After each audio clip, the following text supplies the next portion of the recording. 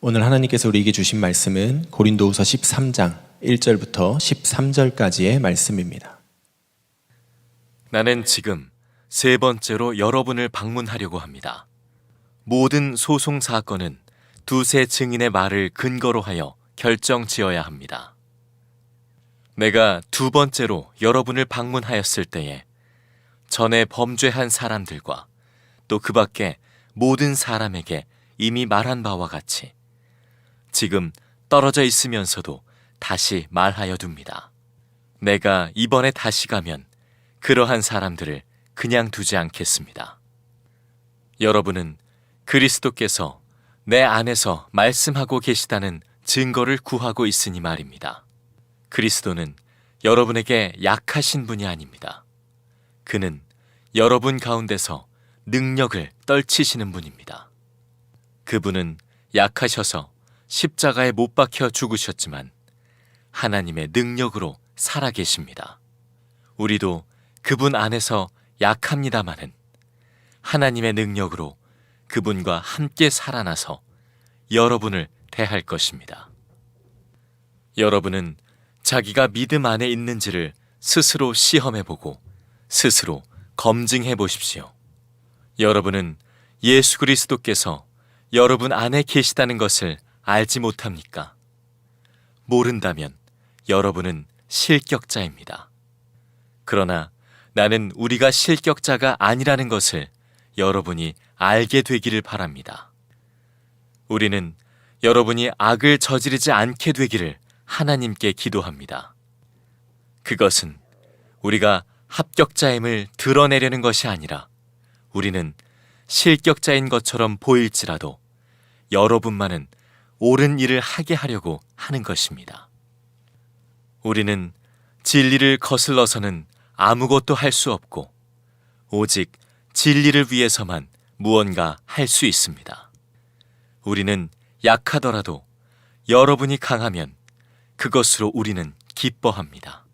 우리는 여러분이 완전하게 되기를 기도합니다. 내가 떠나 있는 동안에 이렇게 편지를 하는 것은 내가 가서 주님께서 주신 권한을 가지고 사건들을 처리할 때에 너무 엄하게 대할 필요가 없게 하려는 것입니다. 이 권위는 여러분을 넘어뜨리라고 주신 것이 아니라 세우라고 주신 것입니다. 끝으로 말합니다. 형제 자매 여러분, 기뻐하십시오. 온전하게 되기를 힘쓰십시오. 서로 격려하십시오. 같은 마음을 품으십시오. 화평하게 지내십시오. 그리하면 사랑과 평화의 하나님께서 여러분과 함께 하실 것입니다. 거룩한 입맞춤으로 서로 인사하십시오. 모든 성도가 여러분에게 문안합니다. 주 예수 그리스도의 은혜와 하나님의 사랑과 성령의 사귐이 여러분 모두와 함께 하기를 빕니다. 자, 이제 오늘로서 고린도후서 설교가 끝납니다. 오늘 마지막 13장 설교입니다. 이 고린도후서 13장 설교를 하면서 여러분에게 한 가지 질문을 하고 싶습니다. 성령께서 정말 여러분 안에 계신 것을 믿으시나요? 제가 담임 목회를 처음 시작하면서 그 집사님들을 제자 훈련할 때 어느 남자 집사님에게 질문을 드렸습니다. 집사님, 지금 집사님 안에 성령께서 계시지요? 저는 당연히 아멘 하실 줄 알았습니다. 집사면 당연히 믿는 내용이잖아요. 근데 그 집사님이 대답을 못 하시는 거예요. 그리고는 눈을 감고 가만히 계신데 찾으시는 것 같아요. 여기 계신가, 여기 계신가. 제가 참 우습기도 하고 뭐라고 대답하실까 궁금하기도 해서 기다렸어요. 무슨 대답을 하시나.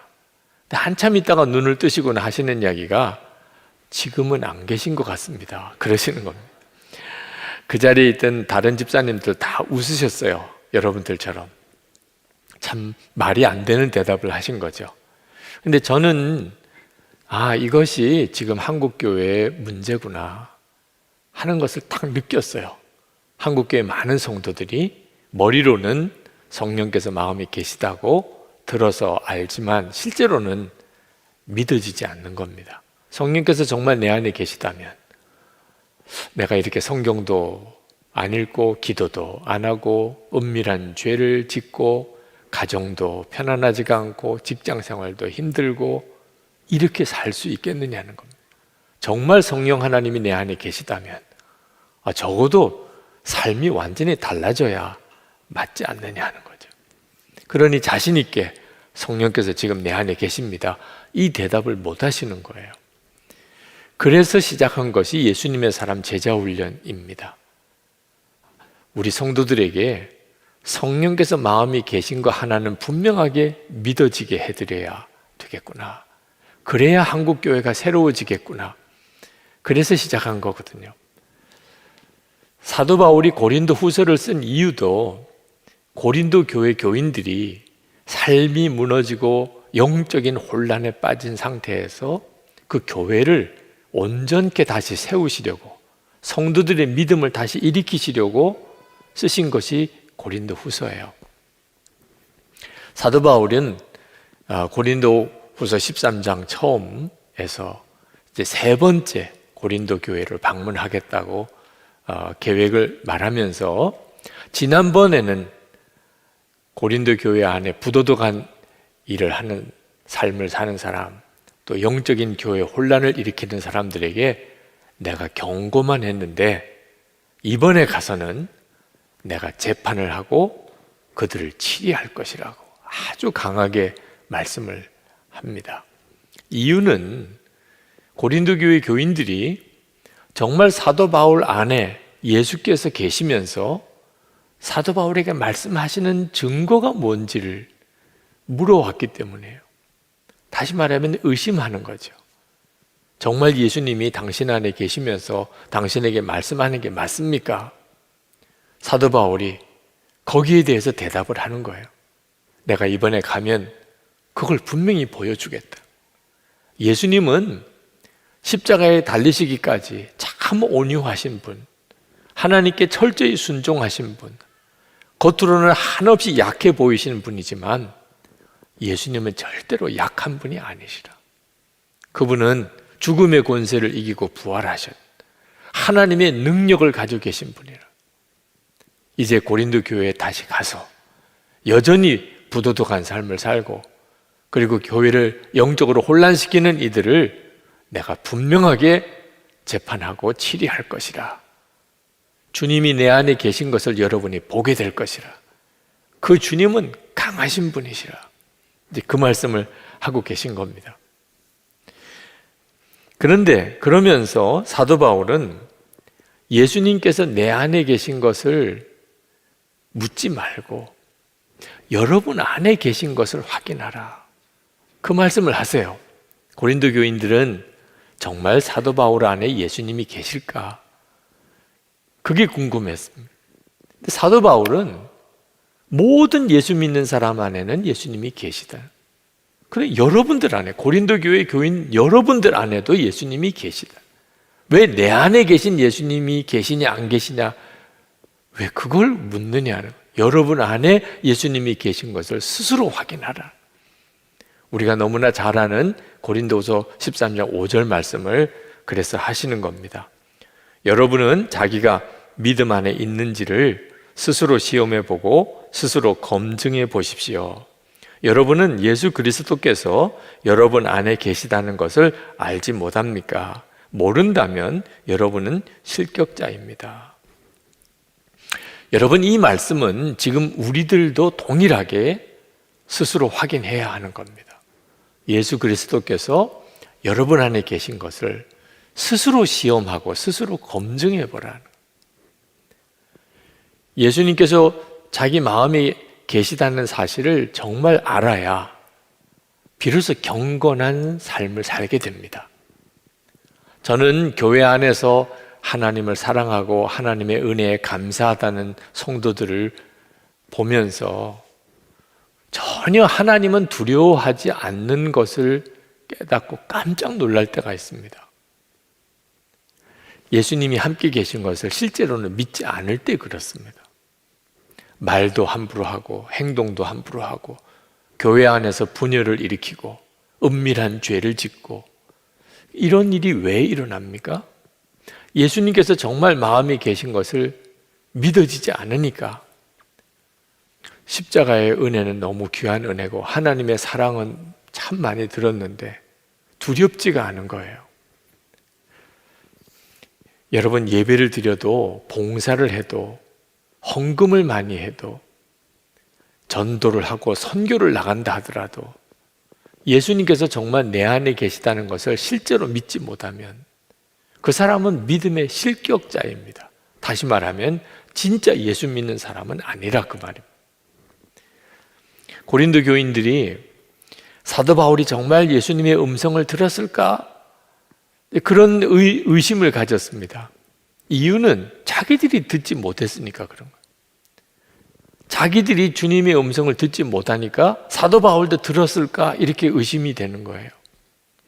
예수를 믿으면 누구나 다 주님의 음성을 듣게 된다고 주님은 말씀하셨어요. 요한복음 10장 27절에 내 양은 내 음성을 들으며 나는 그들을 알며 그들은 나를 따르느니라. 고린도 교회 교인들이 다 예수님의 양이잖아요. 그러면 당연히 주님의 음성을 듣고 주님을 따르는 게 당연한 일이죠. 그런데 고린도 교회 교인들은 그 점에 대해서 스스로 확신이 없었어요. 요한 사도가 누구든지 예수를 믿으면 성령의 기름 부음이 그에게 있어서, 이 기름 부음이 있다는 말은 성령이 그 사람 속에 계신다는 거예요. 주님이 그에게 직접 가르치신다. 누구로부터 배울 필요가 없다는 겁니다.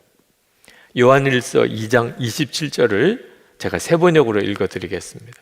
여러분으로 말하자면 그가 기름 부어 주신 것이 여러분 속에 머물러 있으니 여러분은 아무에게서도 가르침을 받을 필요가 없습니다. 그가 기름 부어 주신 것이 여러분에게 모든 것을 가르쳐 주십니다.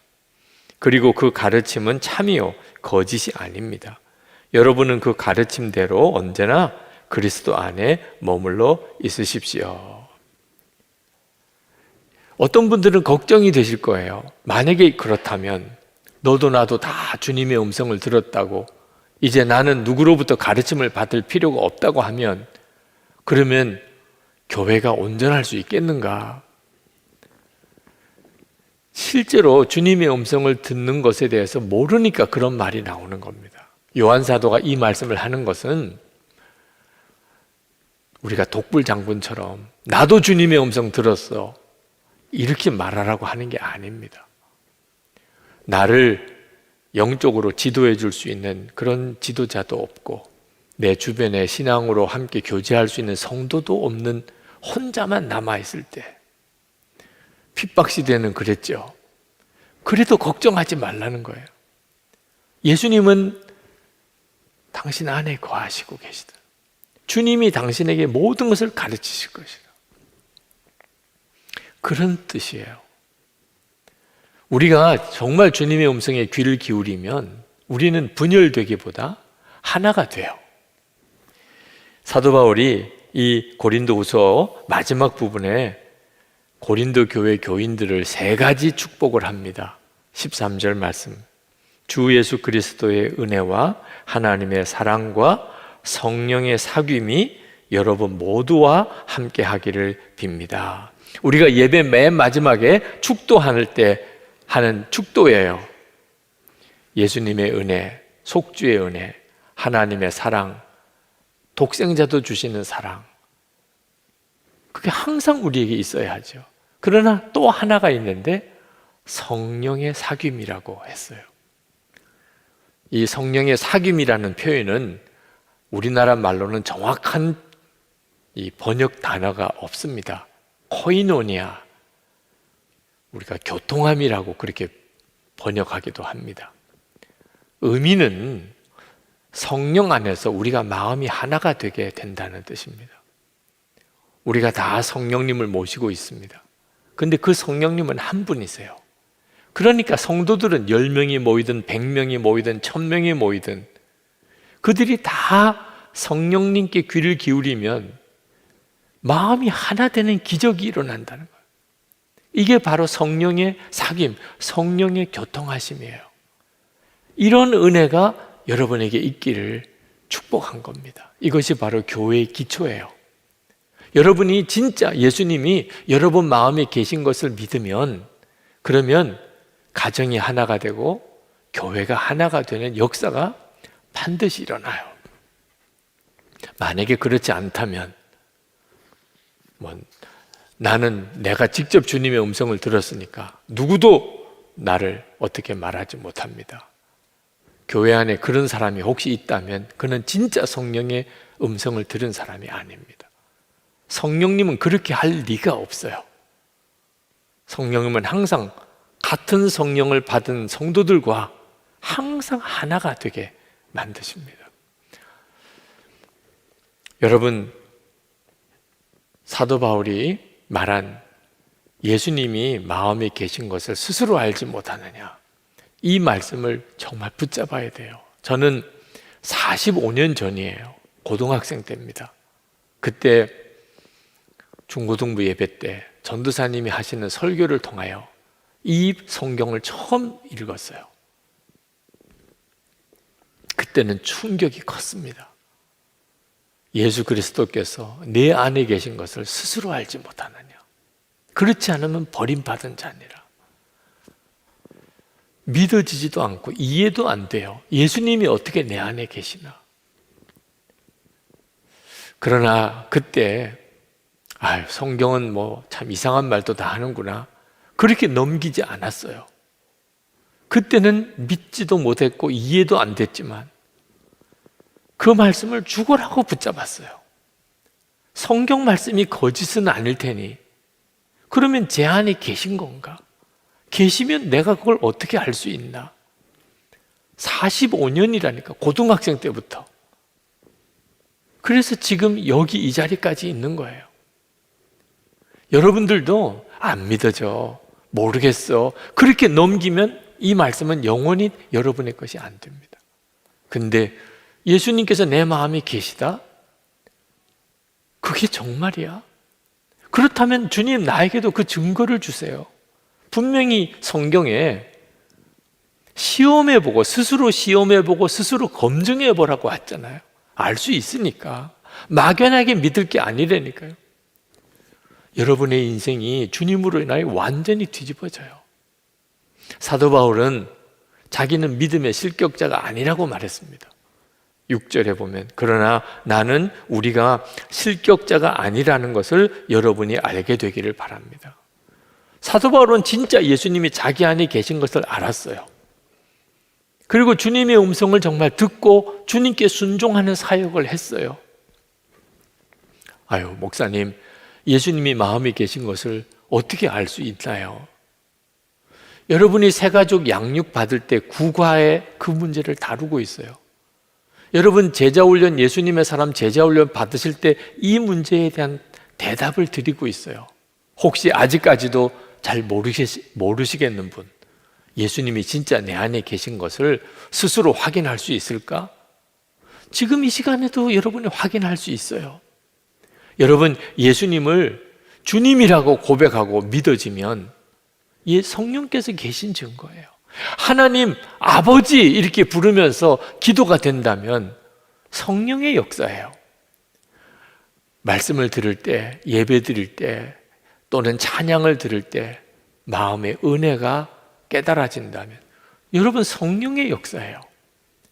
여러분, 용서하라, 사랑하라, 원수도 용서하라, 기도만 하면 그런 마음이 여러분 속에 일어나면 성령께서 하신 거예요. 여러분이 하나님 뜻대로 살지 못할 때 성령의 근심이 느껴진다면 성령의 역사죠. 성령의 근심이니. 하나님의 일을 하고 싶은 소원이 여러분에게 일어나면 그것도 하나님이 하신 거예요. 전도해야 되겠다, 저 사람 예수 믿었으면 좋겠다, 전적으로 성령님의 역사예요. 여러분 안에 부인할 수 없는 증거들이 있어요. 성령께서 여러분 안에 계신 증거가.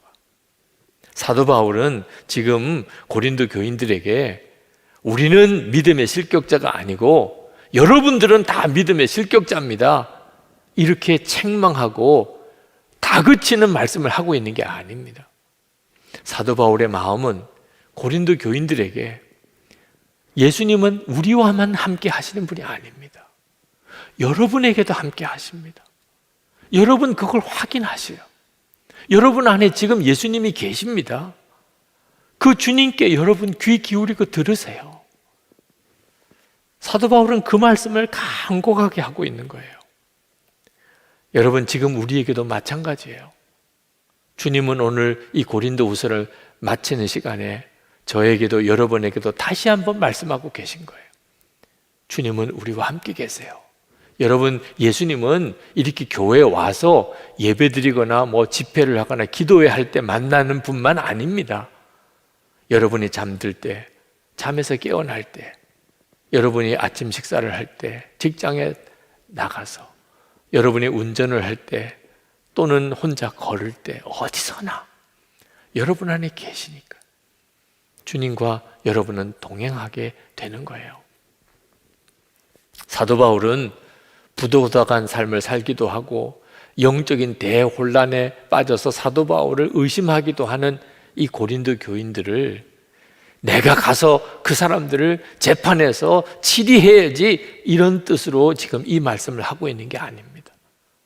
사도 바울이 정말 원하는 것은 지금 여러분 안에 계신 예수님께 여러분 귀 기울이세요. 그러면 예수님께서 여러분에게 깨닫게 하실 거예요.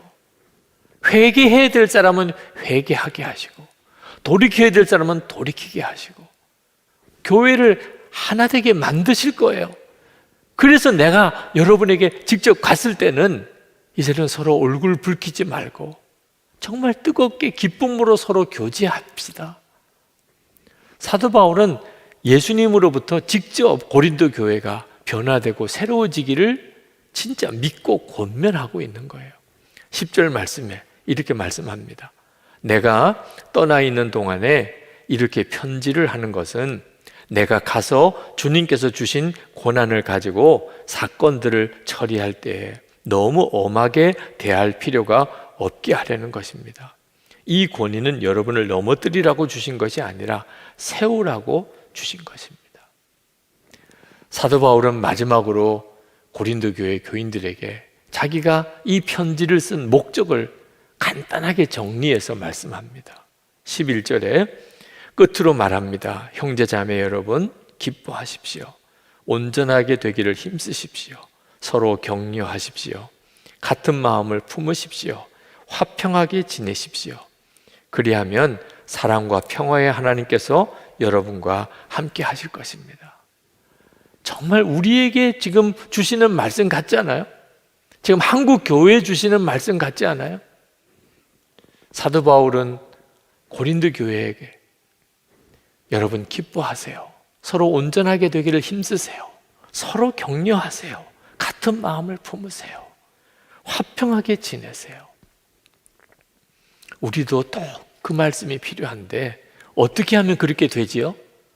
예수님이 우리 안에 거하시는 것을 진짜 믿고 바라보게 되면, 그런 성도들끼리 모이면 당연히 그렇게 되는 거죠. 제가 큰 은혜도 도전도 받은 책 여러 권이 있지만 그 중에 하나가 인도의 길을 걷고 계신 예수라고 하는 책이 있습니다.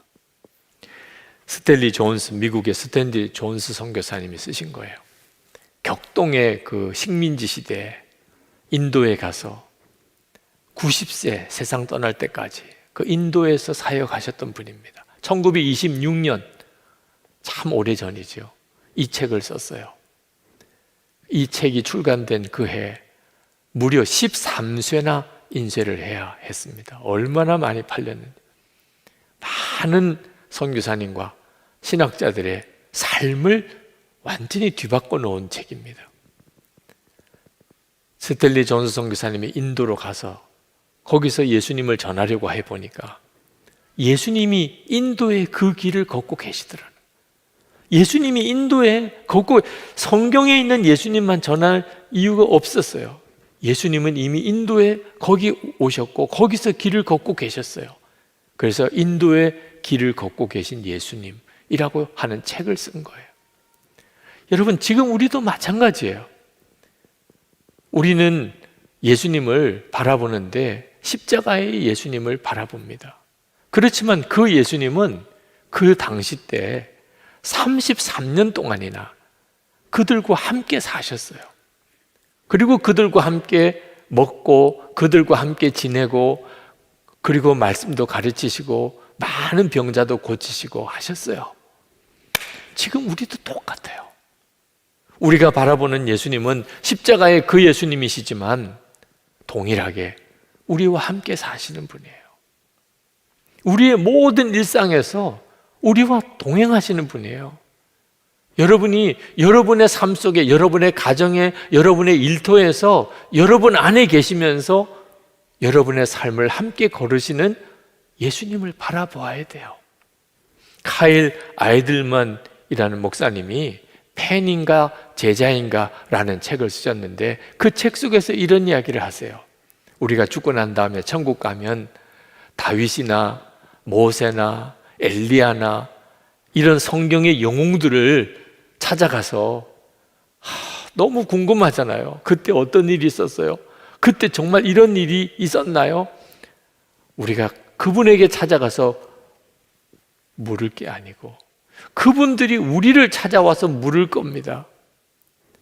다윗이, 모세가, 엘리야가 우리에게 찾아와서 예수님을 모시고 사는 기분이 어땠어요?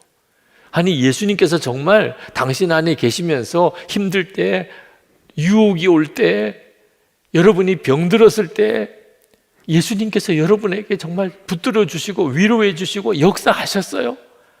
어떤 일이 좀 있었는지 말 좀 해봐요. 여러분, 어떤 게 더 놀라울까요? 하늘에 계신 하나님을 바라보고 믿은 사람이 놀라워요? 예수님을 마음에 모시고 산 사람이 더 놀라워요? 우리가 더 놀라운 거거든요. 근데 여러분은 모세나 다윗이 물어보면 대답할 말이 준비되어 있어요? 예수님을 모시고 살았더니 이렇게 놀라웠습니다. 여러분에게 그 증거가 있어야 돼요. 심우임 목사님께서 마가복음으로 새벽기도 인도를 하셨는데 참 귀한 말씀을 잘 전해주셨어요. 그 목사님의 설교 중에 주목자 한 분이 세례 받으실 때 문답을 하셨던 이야기를 하셨습니다. 그 주목자분이 세례 간증문을 써 오셨는데 처음에 이렇게 적혀 있더랍니다. 저는 요즘 행복합니다. 언제 이렇게 행복했나 싶고 언제 이 행복이 사라질까 걱정이 되기도 합니다. 그 성도님은 삶이 참 말할 수 없이 비참했어요. 그러나 끝까지 삶을 포기하지는 않았습니다. 어떻든지 살아내 보려고 애를 썼는데 결국 남은 것은 외로움이고 배고픔이고 슬픔과 분노였다는 거예요. 그런데 그때 교회 인도를 받았습니다. 교회에 와서 노숙자지만 교회 등록을 하고 그리고 10주 양육을 받았어요. 처음에 양육을 받을 때는 모자를 푹 눌러 쓰고 사람 얼굴도 마주치지 않고 고개를 숙인 채 그렇게 양육을 받으셨습니다. 그런데 3주가 지나서 자기도 모르게 모자를 벗고 그리고는 양육을 얼굴을 마주대하고 눈을 마주하면서 양육을 받다가 그분이 회개가 터졌어요. 자기 죄가 깨달아진 거죠. 그런데 참 이상하죠? 그렇게 놀랍게 행복하게 느껴지더라는 거예요. 10년 넘게 길렀던 머리도 깨끗이 이발하고 완전히 새 삶을 시작을 하신 거예요. 그분이 간증문 마지막에 이렇게 썼습니다. 제 마음에 오신 예수님 때문에 제가 행복해진 것이 정말 신기합니다. 이제는 행복하다는 말을 입에 달고 다닙니다. 멀리 있는 애들한테 아빠가 예수님 믿고 변화된 모습을 보여주고 전도해서 함께 행복하게 살고 싶습니다. 저를 진짜 행복의 길로 인도해 주신 예수님 감사합니다. 행복합니다. 사랑합니다. 그렇게 고백하면서 그렇게 우시더래요. 여러분, 예수님께서 우리 안에 계시고 우리의 삶을 바꾸시는 일은 실제예요. 지금도 예수를 영접한 모든 이들의 삶 속에서 그렇게 주님은 역사하세요. 저는 성 프란시스가 부러웠어요. 로렌스 형제가 부러웠어요. 저는 대천덕 신부님, 이용도 목사님 이런 분들이 부러웠어요. 왜? 그분들은 진짜 예수님과 친밀히 동행하는 삶을 사는 것 같았기 때문이에요. 저는 어떻게 하면 주님과 친밀히 그렇게 동행할 수 있는지를 몰랐어요. 누구도 가르쳐 주지 않았어요. 그건 아주 특별한 그런 사람들이나 누리는 건 줄 알았어요. 그런데 성경을 읽어보니까 아니었어요. 모든 예수 믿는 성도는요, 다 예수님과 친밀히 동행할 수 있게 되어 있더라고요. 예수님께서 그 사람 마음에 오시니까. 예수님의 마음이 오셨는데 이보다 더 어떻게 친밀할 수 있어요? 예수님이 그 마음에 오셨기 때문에 우리는 생명을, 영생의 생명을 가지게 된 거예요. 요한일서 5장 12절, 아들이 있는 자에게는 생명이 있고, 예수님이 우리 안에 계시니까 우리가 영생을 얻은 거거든요. 여러분, 장미꽃 보고 장미꽃을 피우라고 말해야 장미꽃이 핍니까? 그냥 저절로 장미꽃이 핍니다. 장미니까. 여러분, 강아지한테 짖으라고 해야 강아지가 짖습니까? 개는 그냥 알아서 짖어요. 생명이라는 게 이렇게 놀라운 거예요. 독수리가 하늘을, 창공을, 날개를 피고 나는 것은요, 그냥 독수리니까 그런 거예요. 예수님의 생명이 내 속에 정말 있다면 우리의 삶은 완전히 달라지게 돼 있어요. 여러분, 예수님이 여러분 안에 계실 것은 정말 놀라운 진리예요. 다시 한번 여러분 분명하게 붙잡으세요. 그러면 여러분의 삶이 달라지게 돼 있어요. 예수님이 정말 내 안에 계시구나, 진짜 믿으세요. 무슨 순간, 어떤 상황이든지. 그러면 주님이 여러분에게 반드시 말씀하세요. 그리고 그 주님을 따라가세요. 가정이 완전히 변화돼요. 교회가 하나가 돼요. 우리가 살 길이고, 가정이 사는 길이고, 나라가 사는 길이에요. 한국 교회가 변화되는 길이에요. 이 시간에 우리 같이 기도합시다. 여러분, 주님, 제가 제 안에 주님이 계신 것을 정말 믿고 그 주님만 붙잡고 제가 살기 원합니다. 제 삶을 주님이 이끌어 주소서. 예수님의 생명으로 사는 삶을 살게 해주소서. 우리 가정을 살리시고 우리 교회, 한국 교회를 새롭게 하시고 이 땅을 거룩한 나라가 되게 주님 만들어 주소서. 우리 다 같이 통성으로 기도하겠습니다. 은혜와 사랑에 충만하신 하나님, 놀라우신 하나님 은혜, 하나님의 역사를 인하여 감사하며 찬양합니다. 아버지, 놀라우신 은혜 위에 은혜로 도와하시고 역사하신 하나님, 결과대로 만나소서. 놀라우신 하나님, 놀라운 하나님의 역사를 주님 위를 사랑해 주소서.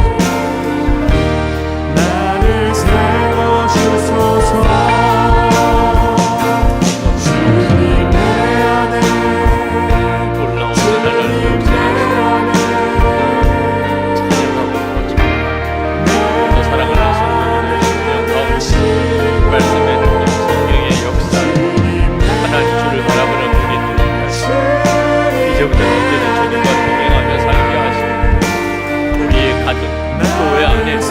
하나님의 역사, 하나님의 기적이 일어나게 하여 주옵소서.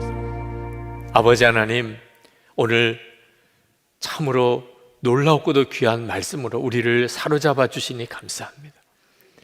주 예수 그리스도께서 우리 안에 거하시는 것을 스스로 시험하고 스스로 검증하며 분명히 알라 하신 하나님, 그 말씀을 아멘으로 붙잡습니다. 주 예수님께서 정말 우리 가운데 계시니 너무너무 감사하고 또 감사합니다. 이제는 주님만 바라보고 주님만 인도함 따라 가기를 원합니다. 염려와 근심을 주님께 다 맡깁니다. 주님으로 인하여 우리의 삶 전체가 달라지고 예수님의 생명의 역사가 일어나는 삶 살기를 원합니다. 우리의 가정이 우리로 인하여 주님의 역사가 일어나기를 원합니다. 교회가 새로워지게 되기 원합니다. 나라가 새로워지게 되기를 원합니다. 남북이 복음으로 통일되는 역사가 우리와 교회가 새로워짐으로 일어나게 되기를 원합니다. 아버지 하나님, 이 땅에 주의 역사를 허락하소서. 우리를 통하여 그 일을 이루소서. 오늘도 이 말씀을 듣고 예배드리는 모든 성도들 위해 주님 함께 하소서. 오늘도 마음을 다하여 하나님께 감사의 예물을 드립니다. 온전한 11조와 선교헌금, 구제헌금을 구별해 드립니다. 하나님 교회를 사랑하는 마음으로 드리는 건축헌금을 주님 받으소서. 성도들의 감사와 주님을 향한 사랑입니다. 하나님께서 베푸시는 은혜로 충만하소서. 어디서 살든지 무엇을 하든지 주님께서 책임져 주소서. 가정을 지켜주소서. 온 가족들이 다 구원을 받고 우리의 자녀들은 우리보다 더 귀한 믿음으로 하나님 앞에 쓰임받게 하소서. 성도들의 아픔을, 육신의 병든 것을 고쳐주소서. 우리의 일터, 하나님 우리의 생업을 주님이 책임져 주소서. 베풀고 돕고 나누고 살게 하소서. 주라, 그리하면 넘치게 하여 안겨주리라 말씀하신 그대로 하나님 성도들을 통하여 주변에 있는 모든 이들에게 은혜와 사랑이 흘러가게 하소서. 아버지 하나님, 이 나라가 하나님을 경외하는 나라가 되기를 원합니다. 북한에 억류되어 있는 김국기 목사님, 김종우 목사님, 최충렬 선교사님, 장문석 집사님 속히 석방되기를 원합니다. 코로나19가 이제는 온 세상에 다 그치고 새 부흥이, 영적 각성이 일어나고 선교사님들을 붙들어 주시고 선교의 새 문이 활짝 열리게 하여 주옵소서. 우리 주 예수 그리스도 이름으로 간절히 기도합나이다. 아멘. 우리 다 일어나셔서 찬양합시다. 주님 내 안에, 그 고백의 찬양을 주님께 올려드리겠습니다. 언제나 내 모습 너무나 부끄러워 무릎으로 주님께 기도로 가오니 나 홀로 서 있는 죽은 내 영 깨우사 주님만 나를 세워 내 영 살게 하소서. 주님 내 안에, 주님 내 안에, 내 안에 계시고 주님 내 안에, 주님 내 안에 나를 세워주소서. 주님 내 안에, 주님 내 안에, 주님 내 안에, 내 안에 계시고 주님 내 안에, 주님 내 안에 나를 세워주소서. 우리의 생명의 주 예수 그리스도의 크신 은혜와 좋으신 아버지 하나님, 그 풍성하신 사랑하심과 지금도 우리와 함께 하시는 보혜사 성령의 교통하심이 하나님께 예배하는 모든 성도들과 함께 하시기를 축원하옵나이다. 아멘.